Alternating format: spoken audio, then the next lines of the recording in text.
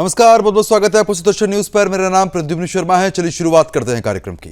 बिहार की सियासत में एक बार फिर योगी लहर की गूंज सुनाई दे रही है। चुनावी मैदान में जैसे ही उत्तर प्रदेश के मुख्यमंत्री योगी आदित्यनाथ का नाम सामने आता ही आपको बता रहे हैं कि एनडीए उम्मीदवार में उत्साह की लहर लगातार दौड़ पड़ती है। बिहार के कई विधानसभा क्षेत्र में योगी जी की सभा और रोड शो की डिमांड बहुत ज्यादा बढ़ गई है। मुख्यमंत्री योगी की सबसे ज्यादा डिमांड उन सीटों पर है जहां पर आरजेडी मजबूत मानी जाती है, यानी कि आरजेडी के गढ़ में योगी सबसे ज्यादा डिमांडेड नेता हैं। बीजेपी के अलावा सहयोगी दलों के प्रत्याशी भी सीएम योगी की सभा या फिर रोड शो की मांग कर रहे हैं। सीएम योगी बीजेपी के फायर ब्रांड नेता भी हैं। उनकी सभाओं में भारी भीड़ देखने को मिल रही है। सीएम योगी जहां का दौरा करते हैं वहां विपक्ष पर जमकर हमला भी करते हैं। आपको बता दें कि मुख्यमंत्री योगी आदित्यनाथ की तरफ से बड़ी बात जो है वो यहां पर कही गई, जिसमें पप्पू, टप्पू और अप्पू का भी उनकी तरफ से जिक्र यहां पर किया गया है। निशाना विपक्ष की तरफ से लगातार विपक्ष पर वो साधते हुए नजर आए थे और बता रहे हैं कि विपक्ष पर जमकर हमला भी उनकी तरफ से बोला गया, जिस पर उन्होंने पप्पू, टप्पू और अप्पू, जो लगातार आप अपनी स्क्रीन पर देख रहे हैं, इस नाम का भी जिक्र किया है। कांग्रेस पर राम के नाम पर योगी आदित्यनाथ ने जमकर हमला किया। उन्होंने कहा कि कांग्रेस ने राम के अस्तित्व पर सवाल खड़े कर दिए। ऐसे में बिहार चुनाव में एक तरफ यूपी के विकास की भी चर्चा है, तो वहीं दूसरी तरफ राम का नाम लेकर सीएम योगी आरजेडी और कांग्रेस पर हमलावर रहे। सीएम योगी ने कहा कि जब भी आरजेडी और कांग्रेस सत्ता में आते हैं तो बिहार जलने लगता है। एसआईआर का विरोध को लेकर सीएम योगी ने महागठबंधन के नेताओं पर जमकर निशाना भी साधा। उन्होंने कहा कि ये वही लोग हैं जो अपराधियों को गले लगाते हैं, घुसपैठियों को बिहार में जगह देकर राज्य की सुरक्षा से समझौता करते हैं। ये जाति और परिवार की राजनीति करते हैं और देश की एकता और अखंडता के लिए बहुत बड़ा खतरा है। तो वहीं बिहार के सहरसा में प्रधानमंत्री नरेंद्र मोदी ने भी चुनावी जनसभा को संबोधित करते हुए कहा कि कांग्रेस हो या फिर आरजेडी, इनको सिर्फ घुसपैठियों से लगाव है। ये लोग घुसपैठियों को बचाने के लिए राजनीतिक यात्रा करते हैं। कुल मिलाकर बीजेपी के बड़े नेता लगातार चुनावी सभाएं कर रहे हैं और विपक्ष पर जमकर निशाना साध रहे हैं। अब देखना यह होगा कि बिहार की जनता किस को, आपको बता दें कि बिहार का जो ताज है वो उसके सर पर सजाएगी। इन सब मुद्दों पर हम बातचीत करेंगे, लेकिन सबसे पहले आपको सुनवाते हैं बिहार में सीएम योगी का वो चुनावी भाषण जिसने विपक्ष की कलह खोलकर साफ तौर पर रख दी है। देखिए। फिर से अयोध्या और मिथिला को जोड़ करके राम राज्य की अवधारणा को साकार करने की दिशा में आगे बढ़ना है। और राम राज्य की अवधारणा ये तभी आएगी जब बिहार में एनडीए की सरकार आएगी। ये राम राज्य बिहार के लिए, आत्मनिर्भर बिहार के लिए, समृद्ध बिहार के लिए, विकसित बिहार के लिए यह अत्यंत महत्वपूर्ण है। और यह केवल और केवल तभी होगा जब एनडीए विजयी होगा। एनडीए विजयी होगा, बिहार विजयी होगा।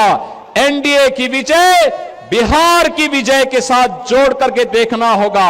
और इसके लिए बहनों और भाइयों, बटेंगे नहीं, कटेंगे भी नहीं। याद करना, बंटे थे तो कटे थे, बटेंगे नहीं तो कटेंगे नहीं, एक रहेंगे तो सेफ भी रहेंगे। आपने गांधी जी के 3 बंदरों के बारे में सुना होगा। गांधी जी के 3 बंदर थे। गांधी जी ने तो उनको उपदेश दिया था, बुरा मत देखो, बुरा मत सुनो और बुरा मत बोलो। लेकिन आज इंडी गठबंधन के 3 और बंदर आ गए। ये 3 बंदर पप्पू, टप्पू और अप्पू के नाम पर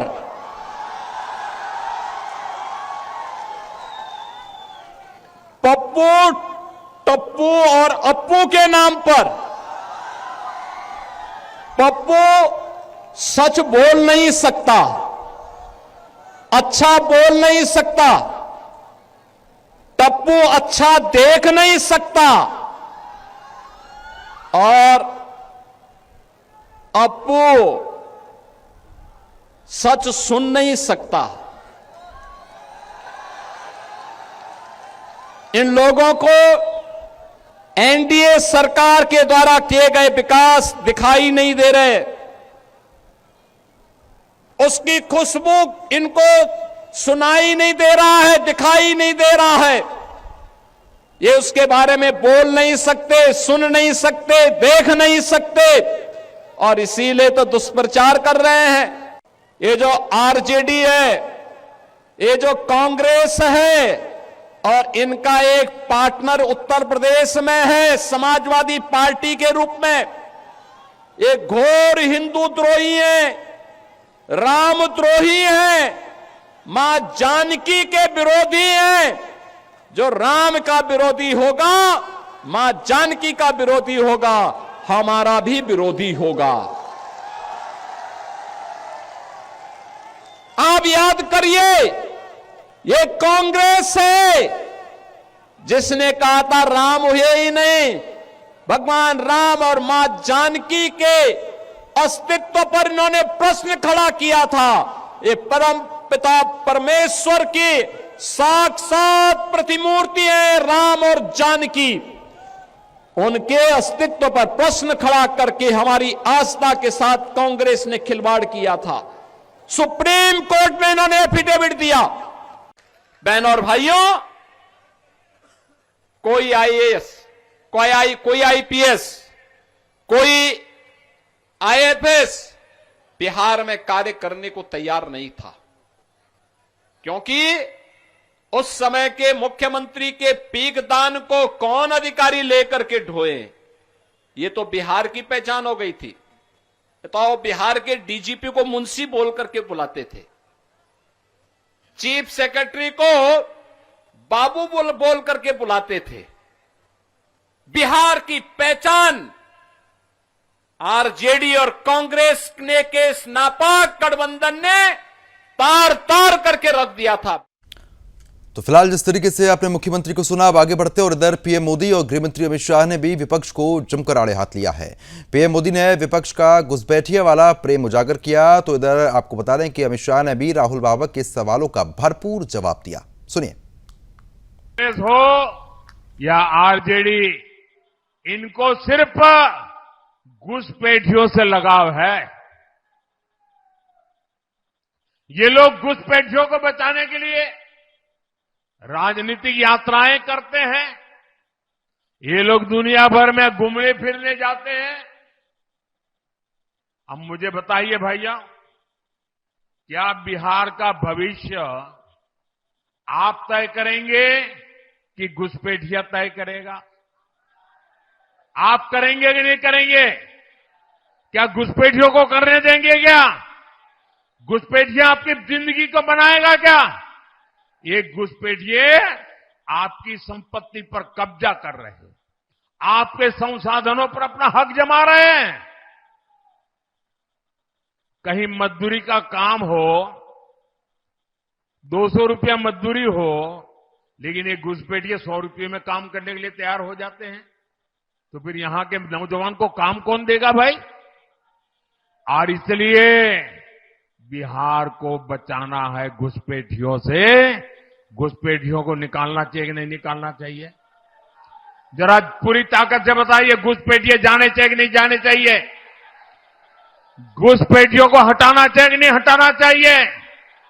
ये घुसपैठियों को हटाने के लिए हम काम कर रहे हैं। अभी ये राहुल बाबा कल आए थे, उन्होंने सवाल किया कि मोदी जी आपने क्या किया है। अब राहुल बाबा ने सवाल पूछा है, जवाब तो बनता है या नहीं बनता है भाई? अरे जोर से बोलो, बनता है या नहीं बनता है? राहुल बाबा, मैं तो बनिए का बेटा हूं, जवाब लेकर आया हूं, सुनने की तैयारी रखना। जब सोनिया लालू की सरकार थी देश में, 2004 से 14 बिहार को कितना रुपया दिया आप नहीं बताते हो, मगर मैं हिसाब लेकर आया हूं। बिहार को 2,80,000 करोड़ रुपया दिया। बेलसंड वालों कितना दिया था? मैं फिर से बोलता हूं, माताएं नहीं बोलती, ऐसा नहीं चलता है भाई। 2,80,000 करोड़। कितना? आपने 10 साल में 2,80,000 करोड़ दिया। नरेंद्र मोदी जी ने 10 साल में 18,70,000 करोड़ रुपया देने का काम। तो फिलहाल जिस तरीके से आपने प्रधानमंत्री और गृहमंत्री को भी सुना और आपको बता रहे हैं कि मुख्यमंत्री योगी आदित्यनाथ की तरफ से भी जमकर यहां पर निशाना साधा गया था। इस पूरे मामले को लेकर अखिलेश यादव की तरफ से क्या कुछ पलटवार किया गया है वो भी हम आपको सुनवा देते हैं। एक पड़ोसी आए थे, कोई पड़ोसी, एक रंगा पड़ोसी, एक रंगा है वो कभी बहुरंगी लोगों को स्वीकार नहीं कर सकते हैं। उत्तर प्रदेश का धान जाने कहां जा रहा है किसी को नहीं पता है, न उत्तर प्रदेश में धान की कीमत मिल रही। तो प्रतिक्रियाओं का जो दौर है वो लगातार जारी है। खास मेहमान हमारे साथ जुड़ चुके हैं, उनका भी रुख करेंगे। इस चर्चा को आगे बढ़ा लेते हैं। बीजेपी प्रवक्ता हैं सुमित श्रीवास्तव, आपका बहुत बहुत स्वागत सुमित जी। नदीम अख्तर अंसारी हैं कांग्रेस के प्रवक्ता, नदीम जी आपका भी बहुत बहुत स्वागत है। जनसुराज की तरफ से सोनाली आनंद हैं, सोनाली जी आपका भी बहुत बहुत स्वागत। अविनाश पासवान जेडीयू के प्रवक्ता भी हमारे साथ जुड़ेंगे। डॉक्टर बादशाह आलम प्रवक्ता आरजेडी, आपका भी बहुत बहुत स्वागत। और वीआईपी की तरफ से सुमन साहानी है, आपका भी बहुत बहुत स्वागत है। सबसे पहले जिस तरीके की बयानबाजी जो हो रही है वो लगातार आपकी तरफ से भी यहां पर सुनी गई होगी, लेकिन कहीं ना कहीं ये बयान बहुत ज्यादा महत्वपूर्ण हो जाते हैं। सुमित जी सबसे पहले आप ही के पास आऊंगा, चाहे अप्पू पप्पू टप्पू का जिक्र जो है वो यहां पर हुआ हो या फिर घुसपैठियों को लेकर प्रधानमंत्री और गृहमंत्री की तरफ से बड़ी बात यहां पर कही गई हो। चुनावी समय है, बहुत बड़े बड़े जो बयान है वो फिलहाल सामने आए हैं, आपकी प्रतिक्रिया किस तरीके से आप देखेंगे जी? क्योंकि जिस तरीके से सवाल आप ही से था, बड़े बयान जो है सामने आ चुके हैं और बड़ी बात मुख्यमंत्री की तरफ से भी यहां पर कही गई, किस तरीके से आप देख रहे हैं? देखिए, जिस तरह का बयान योगी जी का आया है, बिल्कुल सही बयान आया है कि महागठबंधन या इंडी गठबंधन के 3 बंदर, पप्पू टप्पू और अप्पू। पप्पू को सही बात बोलने नहीं आती, टप्पू को सच दिखता नहीं और अप्पू सही चीज सुनना चाहते नहीं। तो क्या गलत बोला है?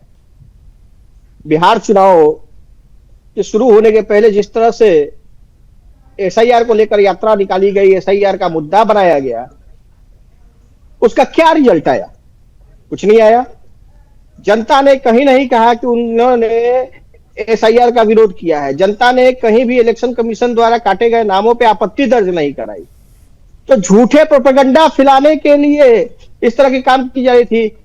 रही बात, तो कुछ लोगों को बिहार का विकास नहीं दिखाई देता। जो एनडीए ने 2005 से 2025 तक नीतीश जी के नेतृत्व में बिहार का विकास किया हो, या 2014 से 2025 तक प्रधानमंत्री जी के नेतृत्व में चल रही डबल इंजन की सरकार ने विकास किया, वो उनको नहीं दिखाई देता। और कुछ लोग बाहर से आते हैं बिहार में और उनको बिहार की सच्चाई नहीं समझ में आती, सुनाई नहीं देता। तो योगी जी ने बिल्कुल सही पलटवार किया है। और आदरणीय प्रधानमंत्री जी ने जब कहा घुसपैठियों की बात होती है, तो क्या बिहार का हक घुसपैठिए खाएंगे? और ये जो अप्पू टप्पू और पप्पू बैठे हैं, यह तीनों घुसपैठियों के अधिकार के लिए एसआईआर की यात्रा में आए थे। ये तो एसआईआर के माध्यम से घुसपैठियों का हक बचा रहे थे। घुसपैठियों का जो नाम कटने जा रहा है उसको बचाया। चलो ठीक है सर, जवाब ले लेते हैं। नदीम अख्तर अंसारी लगातार बने हुए हैं। नदीम जी, क्योंकि जिस तरीके से बड़े शब्दों का जिक्र यहाँ पर किया गया, उसके बाद सुमित जी भी कह रहे हैं कि गलत क्या कह दिया, किस तरीके से आप देख रहे हैं?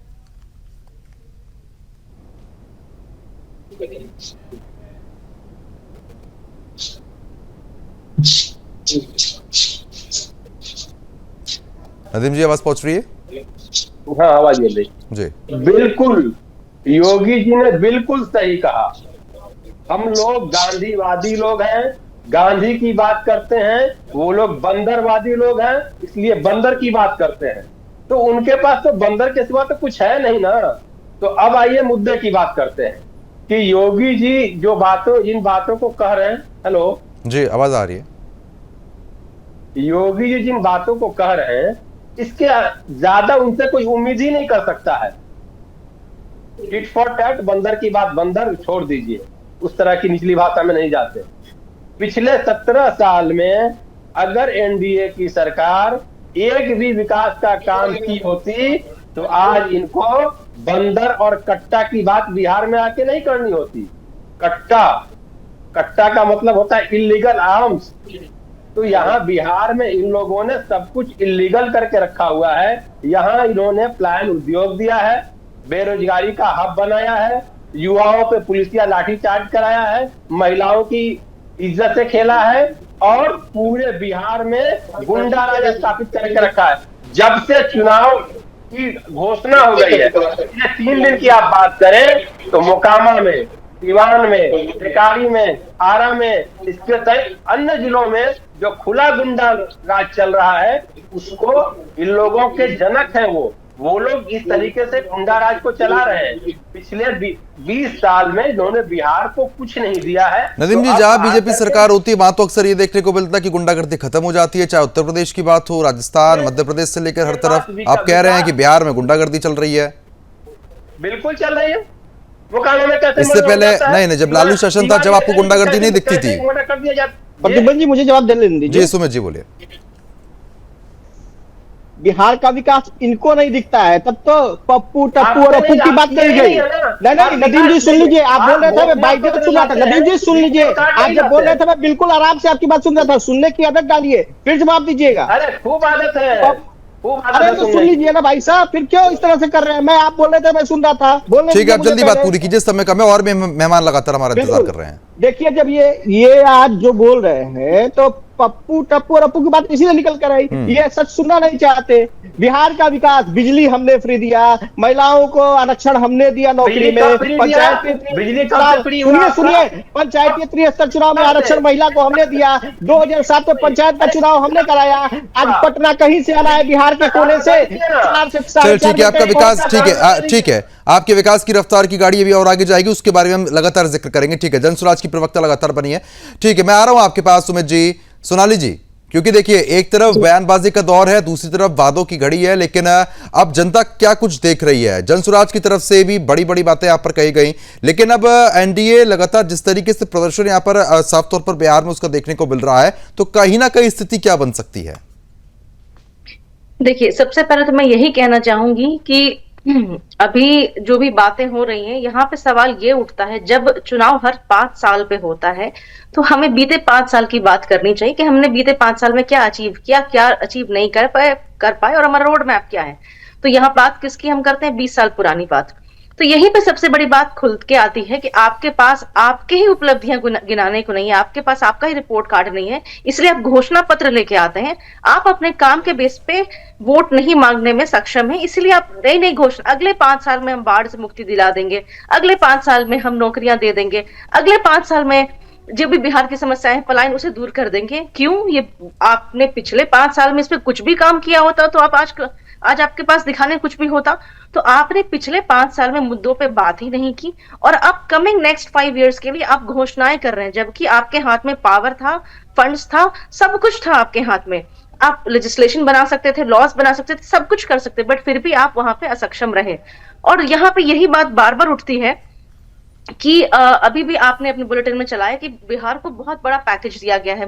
अरे भाई, ये बात समझने की है कि चाहे किसी की भी सरकार हो, बिहार को पैकेज मिलेगा ही मिलेगा, चाहे हमारी सरकार हो, चाहे इंडिया गठबंधन की, चाहे एनडीए की सरकार हो। ये पैसा फाइनेंस कमीशन द्वारा बिहार के गवर्नमेंट को ग्रांट किया जाता है, ये बिहार की हर एक जनता जानती है। और आप इसे ऐसे ग्लोरीफाई करते हैं जैसे बिहार में सारा पैसा एनडीए की सरकार देती है। किसी की भी सरकार, केंद्र सरकार की तरफ से जो भी आता है वो तो हर उसके लिए आता है, तो वो सब दिखाया जाता है ना। चर्चा को आगे बढ़ा लेते हैं, खास मेहमान हमारे साथ लगातार बने हुए हैं, उन्हीं का रुख करेंगे, क्योंकि देखिए जिस तरीके से ब्रेक पर जाने से पहले सोनाली जी की तरफ से तमाम बड़ी बातें यहां पर कही गई, उसका जवाब भी लेना यहां पर जरूरी हो जाता है। जानेंगे कि उनका रोड मैप क्या है, लेकिन जेडीयू प्रवक्ता भी लगातार हमारे साथ बने हुए हैं, डॉक्टर बादशाह, और लगातार और भी खास मेहमान हमारे साथ बने हुए, उनका भी रुख करेंगे। डॉक्टर बादशाह आलम जी, क्योंकि जिस तरीके से चाहे घुसपैठ की बात हो या फिर मुख्यमंत्री योगी की तरफ से जो बड़ी बातें यहां पर कही गई हैं, उसको किस तरीके से आप देख रहे हैं? क्योंकि जेडीयू को लेकर भी और आरजेडी को लेकर भी बड़ी बड़ी बातें जो है वो निकलकर सामने आती हैं। लेकिन बादशाह जी, क्योंकि अब खास तौर पर यह भी कह दिया गया है कि आप लोग जो हैं वो घुसपैठ के साफ तौर पर पक्षधर हो चुके हैं, घुसपैठ आप लोग करवाते हैं, ये बड़ी बात कही गई है। ये देखिए प्रद्युम्न जी, मैं आपको सबसे पहले ये बात अर्ज कर दूं कि ये भारत का बहुत ही बड़ा दुर्भाग्य है, जिसका गृह मंत्री, जिसका प्रधानमंत्री, और अभी आपने योगी जी की बात करी, जो एक बिहार के, अरे सबसे बड़े उत्तर प्रदेश जो है स्टेट हमारा है हिंदुस्तान का, उसके चीफ मिनिस्टर है, और इस तरह की बात आके इलेक्शन के सीजन में ये लोग कर रहे हैं, पप्पू टप्पू गप्पू। अरे अमित मालिया आपका जो है बीजेपी का IT सेल का इंचार्ज, करोड़ों रुपए फूक दिए 11 साल के अंदर राहुल गांधी को पप्पू बनाने के चक्कर में, लेकिन पप्पू आज के डेट में वो पप्पा बन गया है।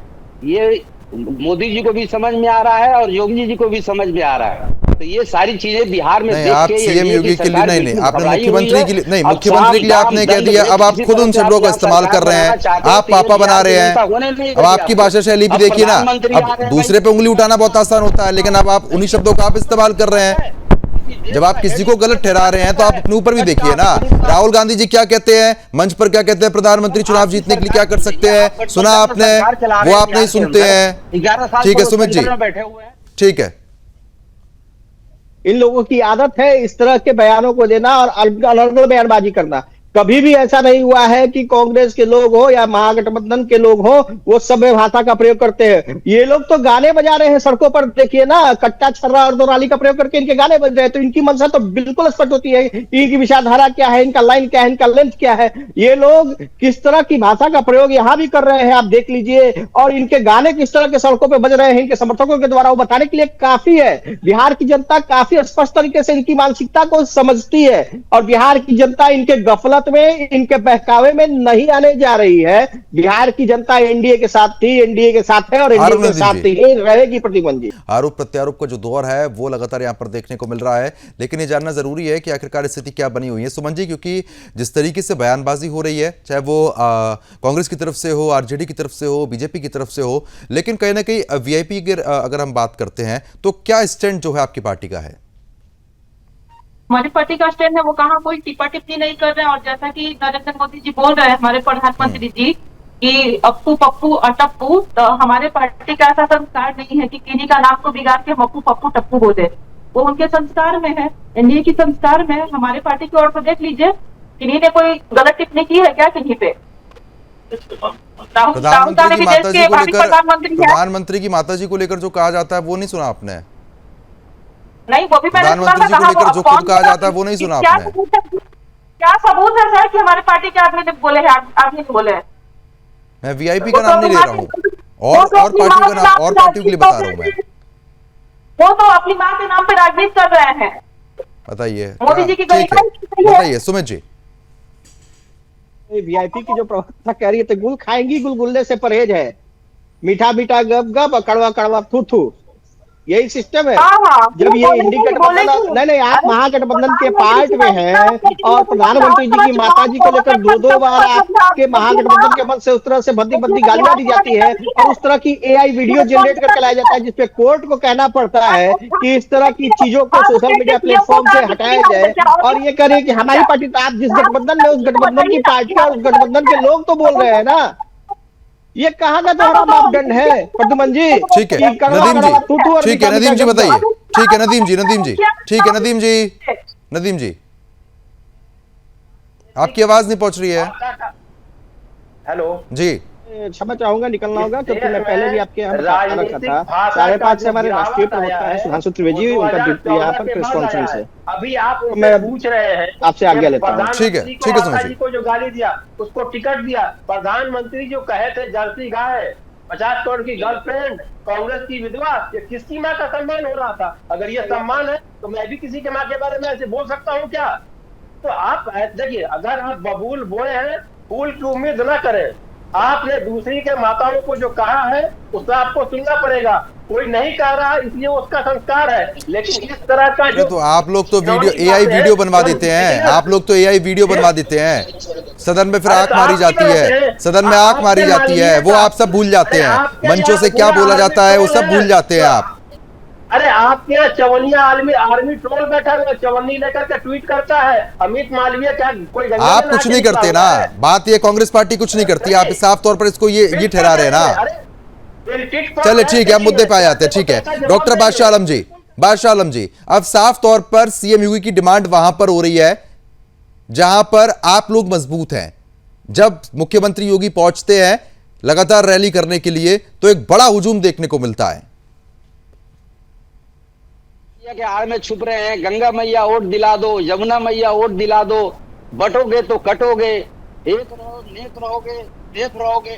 भाई ये सब ये चुनावी भाषा है क्या? एक प्रधानमंत्री इस तरह की बात करता है? अरे हम मुख्यमंत्री का जिक्र कर रहे हैं, आप कहाँ प्रधानमंत्री के पीछे पड़े रहते हैं बार बार? कर रहे हैं नौकरी की, हम बात कर रहे हैं बिहार में पलायन कैसे रुके, किसानों की आय कैसे दुगनी अच्छा, जब हो। आप लोगों की सरकार थी आपने उस समय में कितनी नौकरियां दी थी? और आप गंगा मैया वोट दिला दो। जब आपकी सरकार थी तब आपने कितनी नौकरियां दी थी? वोट दिला दो। जब आपकी सरकार रही थी जब आपने कितनी नौकरियां दी थी? आप यही बता दीजिए। चल रही है, आपके पास बताने का कुछ भी नहीं है। बिहार में आपने 20 साल तक क्या किया है? तो ये गंगा मैया आपको जिताएंगी और छठी मैया आपको जिताएंगी। राहुल गांधी तो सीना ठोक के बोल रहे थे कि बिहार के किसी मंच से अगर हिम्मत है प्रधानमंत्री नरेंद्र मोदी को तो कह दे कि ट्रंप झूठ बोल रहा है। अरे राहुल गांधी जी तो हर चुनाव में यही कहते हैं, लेकिन वही हार हो जाती है।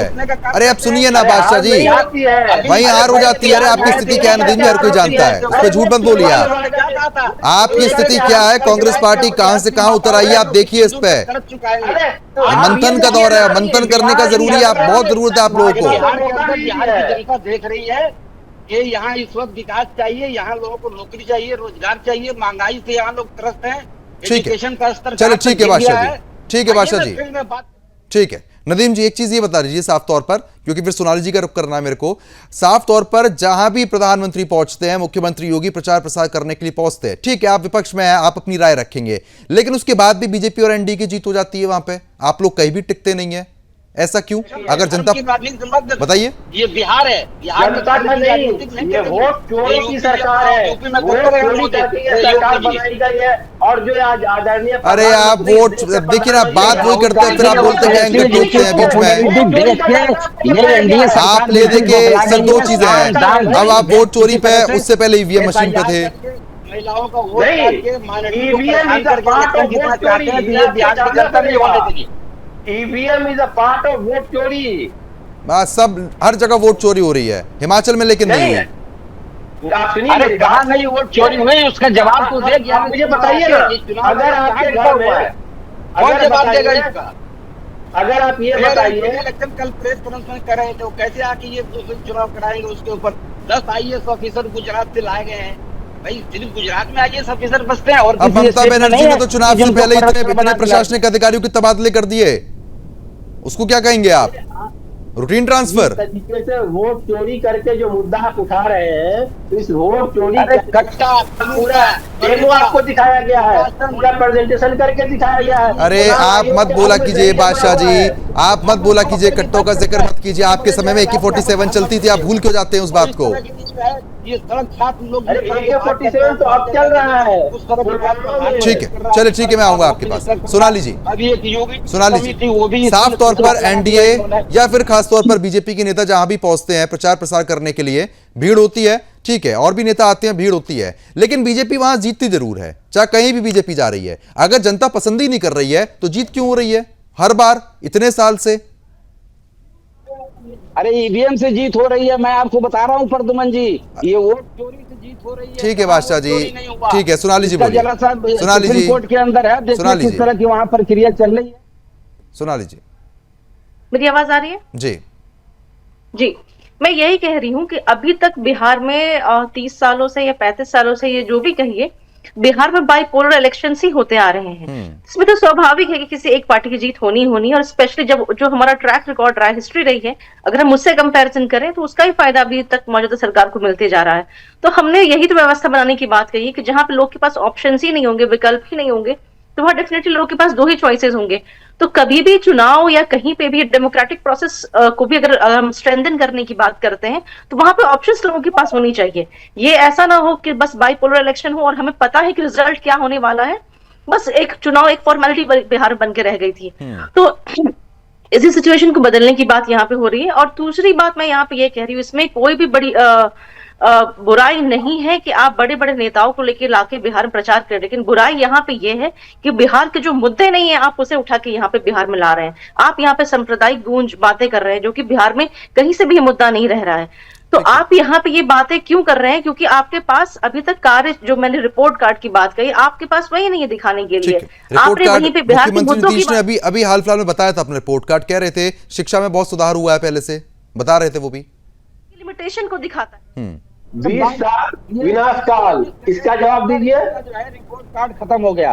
अरे आप तो 70 साल का विनाश काल बताइएगा, मैं अभी आ रहा हूँ आपके पास। ये बताइए विनाश काल कहाँ है? कल मोदी के रोड शो में कहाँ थे नीतीश कुमार? कहाँ सो रहे हैं नीतीश कुमार? कहाँ गायब हो गए? अरे आ रहा हूँ ना आरजेडी, ठीक है बादशाह जी आ रहा हूँ। बात सोनाली जी से हो रही है, आप क्यों बीच में बार बार आ जाते हैं? बात तो और कर दीजिए ना सोनाली जी। ठीक है चुनाव से पहले 10,000 दिया गया, वो 20 साल से कहाँ थे नीतीश कुमार जी? तो महिलाओं को 10,000 चुनाव के लिए दे रहे हैं, चुनाव से पहले बांट रहे हैं, पहले से कहाँ थे वो? अरे आप लोग भी तो सरकारी नौकरी दे रहे हैं हर घर को, उसका भी हिसाब देना जरूरी है ना सुमन जी। सत्ता आने के बाद तक दूंगी, हमने ये कहा उनके जैसा चुनाव से पहले नहीं बांट रहे हैं। ठीक है सोनाली जी, साफ तौर पर आप कह रही हैं कि भाई बड़े बड़े नेता है यहाँ पर प्रचार प्रसार करने के लिए पहुंच रहे हैं। अब देखिए जब प्रचार प्रसार होता है तो 10 तरीके की बातें वहां पर की जाती हैं, लेकिन रही बात रोड मैप की और किस तरीके से आगे डेवलपमेंट करना है, वो भी यहाँ पर बताया गया था, चाहे प्रधानमंत्री की तरफ से हो, मुख्यमंत्री की तरफ से हो। अब जितने भी विपक्ष के नेता हैं जब वो प्रचार प्रसार करने जाते हैं, बड़े बड़े वादे वो भी करते हैं ना, उनकी फिर भी जीत नहीं होती है। ये भी तो समझने का विषय है ना। आप लोग तो बहुत रोड मैप की किस तरीके से आगे बिहार को लेके जाना ये बात करते हैं ना, फिर आप लोग क्यों जीत नहीं पाते हैं प्रॉपर तरीके से? नहीं, अभी तो चुनाव हुआ ही नहीं है। आप पहले के रिकॉर्ड की बात कर रहा हूँ। हाँ, तो अभी तो मैं वही कह रही हूँ ना कि बाइपोलर इलेक्शंस में आपका रिजल्ट निश्चित है, आपको पता है कि क्या होने जा रहा है। स्पेशली जो हम कह रहे हैं कि पिछले कालखंड से आप अभी के कालखंड को अगर कंपेयर करते हैं तो वहां पे हमें पता ही होगा कि कोई भी पार्टी जीते सीएम कौन होने वाले हैं, कोई भी पार्टी जीते सरकार किसकी बनने वाली है। तो ये मोटा मोटी हर किसी को पता होता है यहाँ पे बिहार में। बट ये पहली बार अभी हो रहा है कि जो बिहार थोड़े से कह रहे हैं कि हम कांटे की टक्कर बिहार में होने वाली है, क्योंकि यहाँ पे ऑप्शंस अवेलेबल है। नदीम जी कुछ लगातार कहना चाह रहे थे, नदीम जी आप अपनी बात अब पूरी कर सकते हैं। बीजेपी न विकास कर सकती है, ना ही किसी भी प्रदेश में कोई भी उन्नति, कोई भी प्रगति का काम कर सकती है। तो उत्तर प्रदेश भूल जाते हैं आप? बिल्कुल, हर बात आप उत्तर प्रदेश भूल गए? क्या बात करते हैं आप नदीम जी, क्या बात करते हैं आप? कहीं विकास नहीं हो रहा, मतलब कुछ भी बोल रहा है, मतलब बिल्कुल बोलना है। अब देखिए, ये ना विकास कर सकते हैं ना राम राज्य ला सकते हैं। राम राज्य लाना है तो मैं भी उनके साथ खड़ा हूँ, राम राज्य लाइए। बताइए, अरे राम मंदिर में क्यों अड़चने डाली थी फिर आप लोगों ने इतनी? अगर आपके कालखंड में राम मंदिर बन जाता तो आप लोग राम राज्य ले आते ना, क्यों नहीं बना पाए थे आप लोग? अरे राम राज्य में क्या होता था? राम राज्य में मर्यादा पुरुषोत्तम राम जो है सबरी के जूठे बैर खाते थे। आपके राज्य में एक दलित अगर मंदिर में चला जाता है तो आप उसको गंगा जल से धुलवाते हैं। यही योगी जी जब मुख्यमंत्री आवास पे गए थे तो अखिलेश यादव जब निकले तो उसको गंगा जल से धुलवाए थे। आप ना राम राज ला सकते हैं ना विकास ला सकते हैं। राम की तो बात ही आप राम को सिर्फ कांग्रेस पार्टी को मतलब कुछ भी बयानबाजी करनी है, बीजेपी ने किया है, ठीक है। कभी किसी ने अरे आप चुनाव पे आ जाइए ना, अभी हार जीत की बात कर लीजिए, आप कौन क्या कर रहा है वो छोड़िए, ठीक है। एक चीज आप ये बता दीजिए साफ सुथरी सी, आप फॉर्मेलिटीज जो कर रहे हैं ना, बिल्कुल अंतिम क्षण में आप लोग, राहुल गांधी जी पहुंच रहे हैं और रैली करने यहाँ पर, आपको पता है कि नतीजे क्या कुछ होने वाले हैं, जनता किसके पक्ष में है, या और कुछ तैयारी चल रही है आप लोगों की? चल रही है कि हम लोग 14 तारीख को बिहार की जनता के आशीर्वाद से एक अच्छी सरकार बनाने जा रहे हैं। जुमलाबाजों की सरकार, चलिए ठीक है, अब जनता बताएगी। सुमन जी बताइए। राहुल जी लेट, आपको सिर्फ राहुल जी पे याद आता है, मोदी जी क्या रोड शो करके क्या दे रहे हैं? मोदी जी इस बिहार की, अरे आप लोग चुनाव में सक्रिय ही नहीं है कांग्रेस पार्टी सक्रिय ही नहीं है, आपसे ज्यादा तो आरजेडी जमीन पर दिख जा रही है। वो हमारा गठबंधन है, उसको छोड़िए। मोदी जी इस देश में कुछ अगर किए 11 साल में तो 80 करोड़ लोगों को 5 किलो राशन पे जीने के लिए मजबूर कर दिए हैं। यही मोदी जी। अरे बीजेपी, अरे सर आप कैसी बात करते हैं नदीम जी, बीजेपी ने कुछ नहीं किया, आपका साफ तौर पर ये कहना, ठीक है आप विपक्ष में आप कहेंगे, लेकिन थोड़ा सा आंखों को खोल के आप देखिए कि अब देश की क्या स्थिति बनी हुई है, पाकिस्तान का क्या हाल करा है, उत्तर प्रदेश का क्या हुआ है, उत्तर प्रदेश में कितना डेवलपमेंट हुआ है, कितनी गुंडागर्दी खत्म की गई है, ये आपको नहीं दिखता है? कुछ भी बयानबाजी करनी है आपको। जंगल राज इलाहाबाद कोर्ट ने कितनी बार कहा जंगल राज, याद है आपको? ठीक है डॉक्टर बादशाह आलम जी, ईडी सीबीआई सबके सहारे। अरे ठीक है डॉक्टर बादशाह आलम जी, अब आप लगातार कट्टे का जिक्र कर रहे थे, वो दौर क्यों भूल जाते जब AK-47 चलती थी? कोड ऑफ कंडक्ट लागू है, ये तो बिहार में आपको भी मालूम है। और इस वक्त अपराधी अपने गाड़ी के अंदर 40 गाड़ियों का काफिला चला रहे हैं, उसके अंदर गोला बारूद AK-47 लेके चल रहे हैं। सामने वाले को आप जो है इस तरह से जो है गोली मार दिया जा रहा है एक नहीं, ठीक प्रत्याशी है, तो के उसकी सपोर्टर नहीं, को। अगर ऐसा कुछ तो हो रहा है तो ये उसकी इसको वीडियो क्या- वीडियो भी इसको आएगी राम सामने, राज्य है, पुलिस कार्रवाई राम करेगी। राज्य चल रहा अब है। कुछ भी बोलने से थोड़ी ना हो जाएगा। 20 साल पहले की बात करते रहे थे, 2005 में क्या था क्या नहीं था। अरे 2020 कुछ भी आरोप लगाने से नहीं होता ना। आप अपना वो दिखाओ ना हिसाब कि आपने क्या किया 20 साल के अंदर ही बिहार को कहाँ गड्ढे में ढकेल दिया है कि यहाँ जो है क्या हालत हो गई है बिहार के अंदर, सबसे गरीब राज्य हो गया है पूरे हिंदुस्तान अच्छा के चलिए अंदर। ठीक है, बिहार तो अगर ये आपके आपका पास ये कहना है कि बिहार भाई जंगल राज से निकल आया है, सब कुछ बहुत बेकार चल रहा है, ठीक है, अब सुनिए ना, आप और- सुनते क्यों नहीं है? आपका साफ तौर पर ये कहना है कि बिहार में बहुत गरीबी है, सब कुछ स्थिति खराब बनी हुई है, लेकिन सरकार बार बार रिपीट हो रही है, आप लोग क्यों नहीं आ पा रहे हैं सरकार में? गवर्नमेंट का डाटा बता रहा है 80,000 मर्डर हुए हैं 10 साल के अंदर। चलिए ठीक है, अब समय कम है, सभी मेहमानों का बहुत बहुत शुक्रिया हमारे साथ जुड़ने के लिए, इस मुद्दे पर चर्चा करने के लिए। तो फिलहाल मुख्यमंत्री योगी आदित्यनाथ की तरफ से जो पप्पू टप्पू अप्पू का जिक्र किया गया, उस पर विपक्ष भी जवाब दे नहीं पा रहा है और अलग तरीके की बयानबाजी विपक्ष की तरफ से यहां पर की गई। विपक्ष ने कई आरोप भी लगाए, लेकिन जनता जिस तरीके से मुख्यमंत्री को और खासतौर पर सीएम योगी को सुनने के लिए पहुंचती है, वो साफ तौर पर सबके सामने है। अभी के लिए सिर्फ इतना ही, नमस्कार।